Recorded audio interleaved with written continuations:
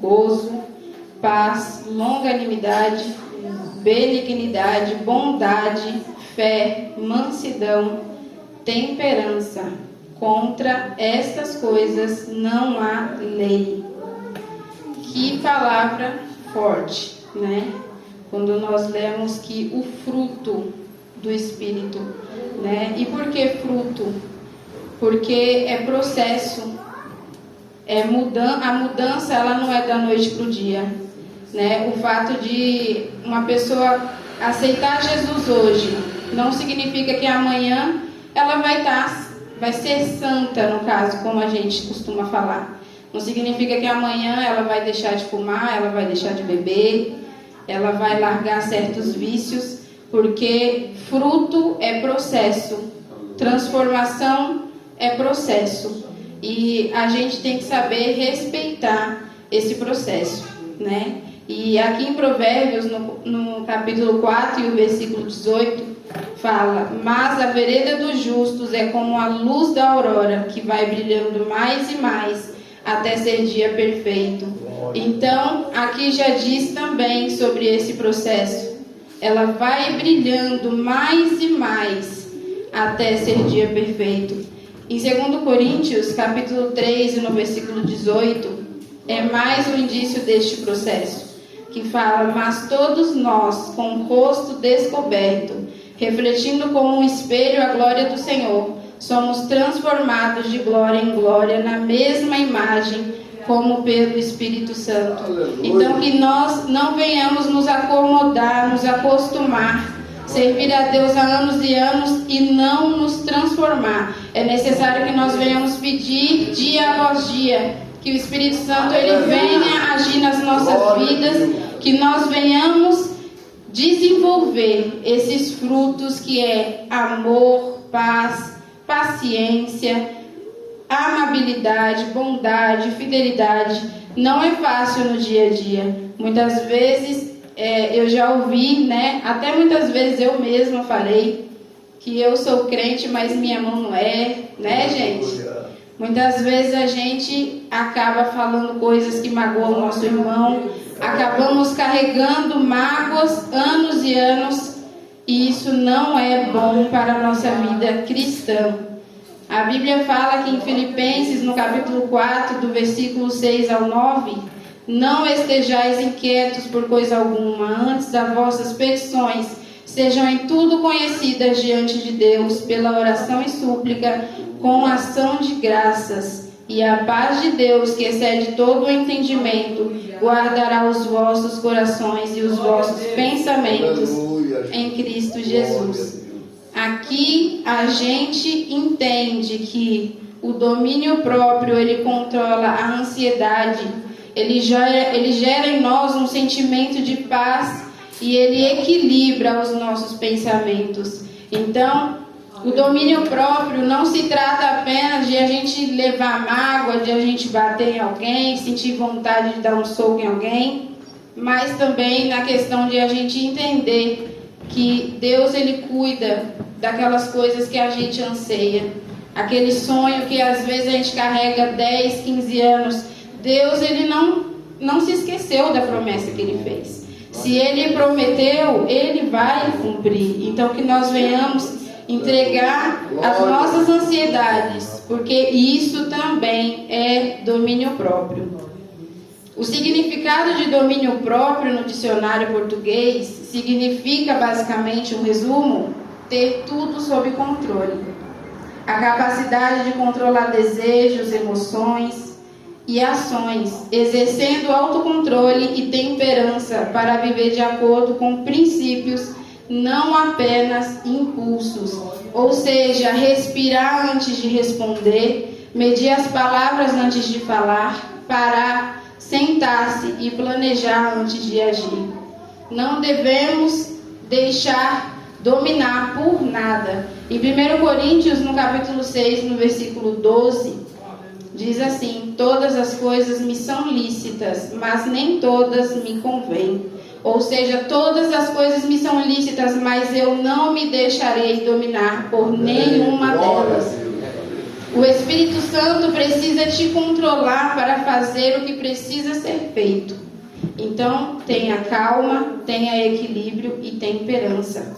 Em Provérbios, no capítulo 25 e no versículo 28, fala: como a cidade com seus muros derrubados, assim é quem não sabe dominar-se. Olha que palavra forte. Imagina uma cidade com os muros derrubados, ou seja, sem proteção. Assim é a pessoa que não sabe dominar-se. Que a nossa vida seja transformada pela palavra de Deus. Então, todas as vezes que uma atitude certa te fizer descer um degrau, Deus já preparou 10 degraus para você subir. Porque muitas vezes a gente ouve alguma coisa que para a gente é uma ofensa, algo do tipo, e a gente pensa: eu vou responder, eu não vou levar desaforo para casa. Só que a gente não precisa levar o desaforo para casa, deixa onde você recebeu ele.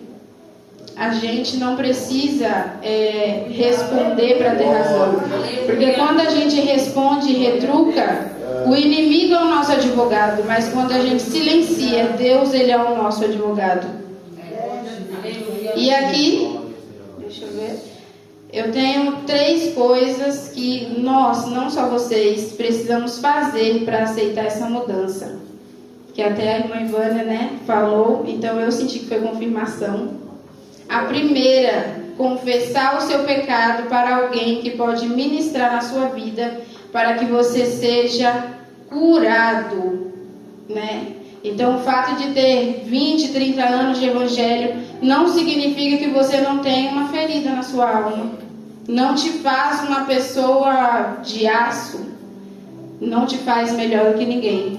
Então, se você tem algo guardado que às vezes você tem até vergonha de falar e ainda essa ferida dói, fale com alguém que seja mais forte espiritualmente do que você, para que essa pessoa ela possa te orientar, te dar as mãos, orar com você.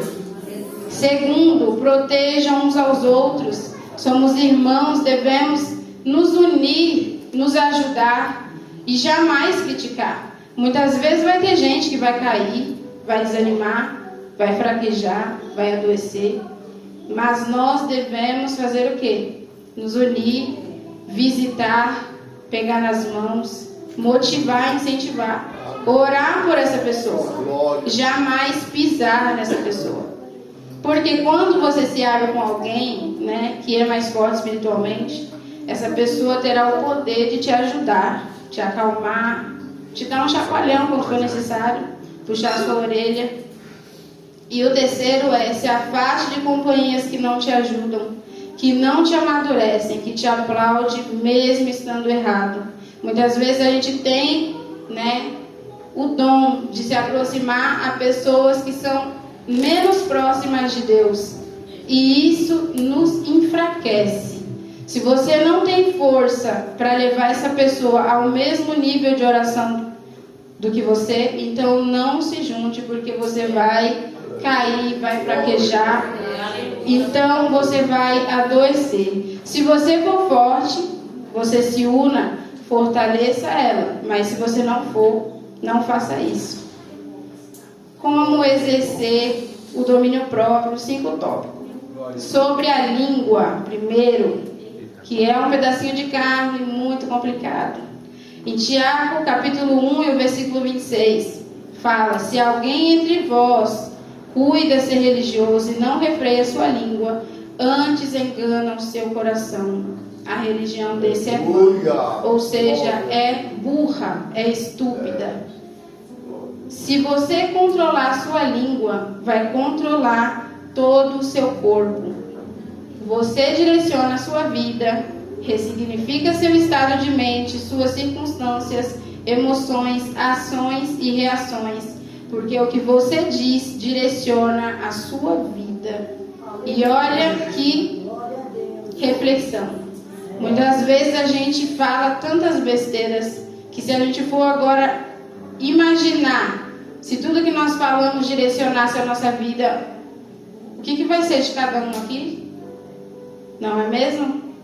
Então, o peso das nossas palavras por mais que sejam ditas no calor da emoção, elas são inapagáveis. Eu não sei nem se existe essa palavra, mas vocês entenderam. Tiago, capítulo 3, e do versículo 3 ao 18, eu vou ler porque eu acho que dá tempo. Ora, nós pomos freio nas bocas dos cavalos, para que nos obedeçam e conseguimos dirigir todo o seu corpo.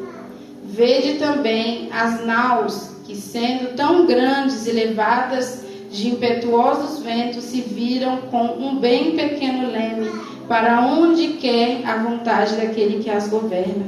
Assim também a língua é um pequeno membro, e gloria-se de grandes coisas. Vede quão grande bosque um pequeno fogo incendeia. A língua também é um fogo, como um mundo de iniquidade. A língua está posta entre os nossos membros e contamina todo o corpo, e inflama o curso da natureza e é inflamada pelo inferno. Porque toda a natureza, tanto de bestas, feras como de aves, tanto de répteis como animais do mar, se amansa e foi domada pela natureza humana. Mas nenhum homem pode domar a língua. É um mal que não se pode refrear. Está cheia de peçonha mortal. Com ela bendizemos a Deus e Pai, e com ela amaldiçoamos os homens, feitos à semelhança de Deus. De uma mesma boca procede bênção e maldição. Meus irmãos, não convém que isto se faça assim. Porventura deita alguma fonte de uma mesma manancial água doce e água amargosa?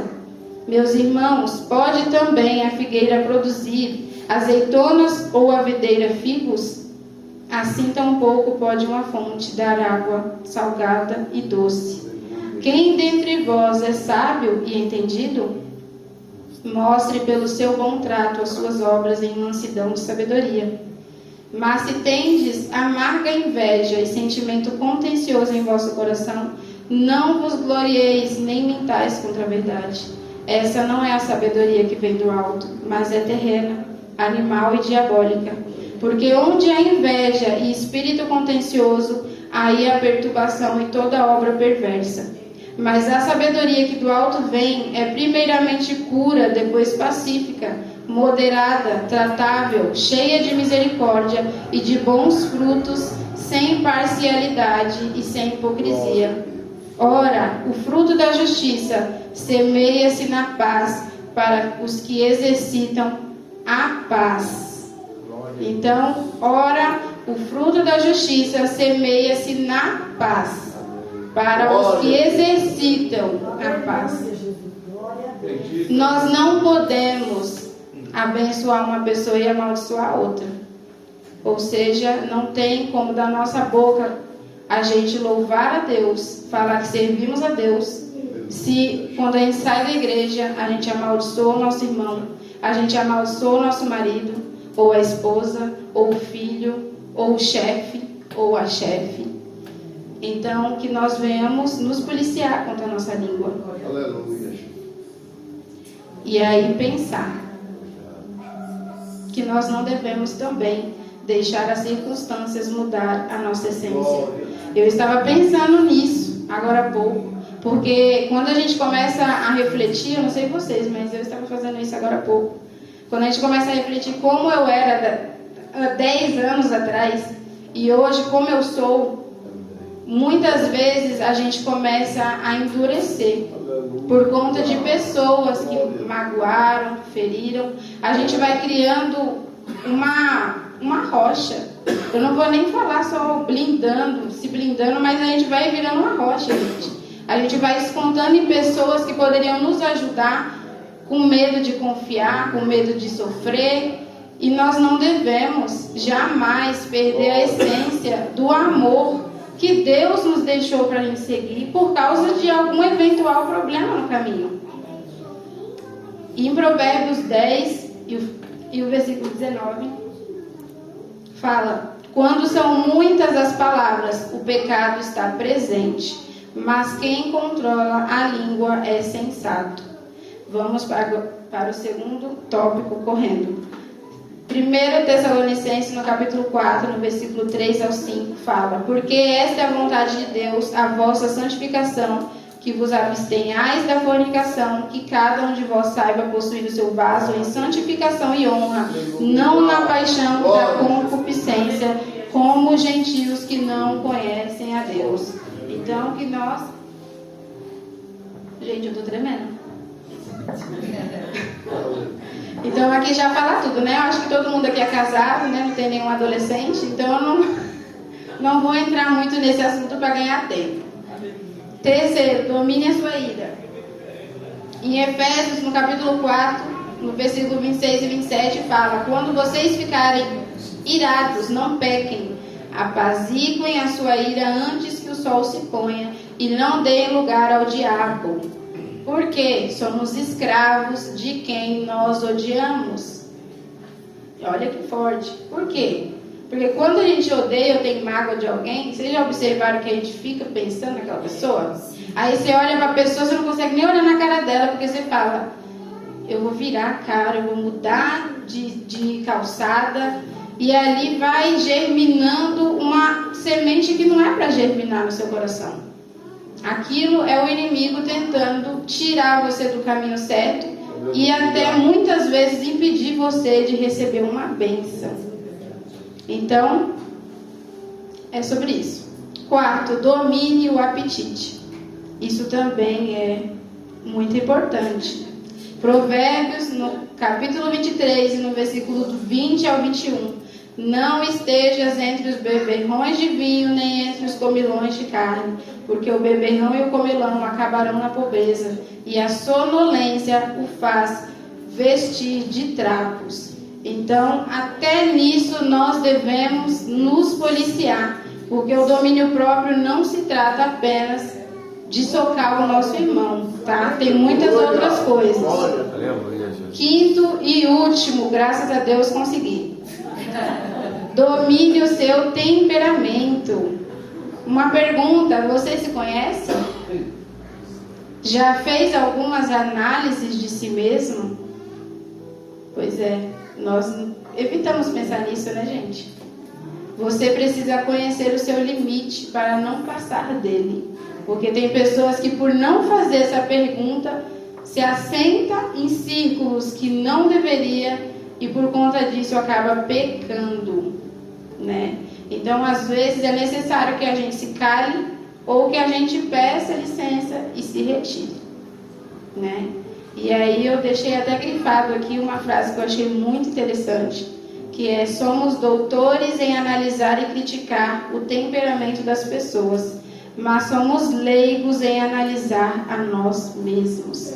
Então, para que a gente venha iniciar essa mudança nas nossas vidas, eu também estou falando de mim, nós primeiro temos que pedir ao Espírito Santo que nos ajude, mas nós devemos olhar para nós, evitar olhar para os outros. É aquilo que a irmã Ivânia falou: chegar na igreja para prestar o nosso culto a Deus, independente da forma que o irmão chegou, do que a pessoa está vivendo, que nós venhamos ser canal de bênção na vida das pessoas. Amém. E que nós não venhamos jamais ser conhecidos como a pedra no sapato alheio, que nós venhamos ser, né, uma fonte de bênção.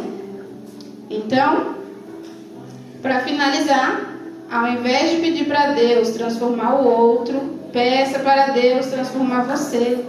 A mudança que você deseja ver no outro precisa começar em você. Amém? Eu agradeço a minha oportunidade em nome de Jesus. Glória a Deus. Ô, glória.